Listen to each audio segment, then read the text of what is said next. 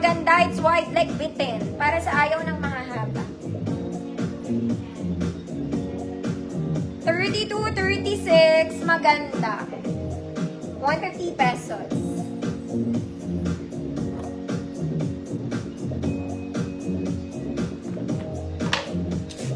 Ma'am Rose G, yours na po. Next mga mami, this is very office. And color brown, it's a trouser pants, may belt-like siya ha. Okay, may belt siya sa front, garter sa likod. Ang fabric niya, stretch, may pocket both sides. Straight cut to mga mami, very pang office. Okay, straight cut, it's stretchy, the fabric is stretchy, garter sa likod, may bulsa.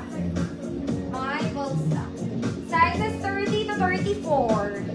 30 to 34, code brown office. 30 to 34, straight cut, stretchy, brown office. 150 pesos. Ganda ng tela nito mga mami. Super office siya.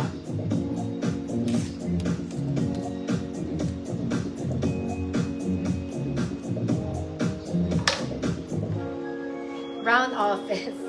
Next mga mami, super wide leg in pastel pink. Ang ganda, para na kayo nakapalda dito. Okay, super wide leg mga mami, sobrang lambot. Pastel pink, double lining.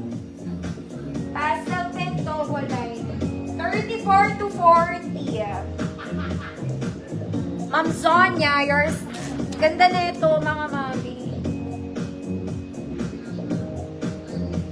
This one is 34 to 40. Para na kayo nakaskirt. Ang ganda rin na ito. Okay, pastel pink. Ganda. Pwede rin itong pang formal mga mami ha. Code super wide. Code super wide. Ganda niya. Pastel pink ang color. Double lining. Wala lang itong bulsa.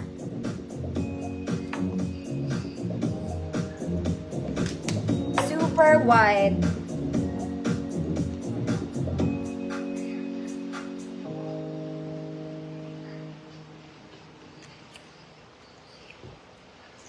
Ma'am Sharita, yours na po.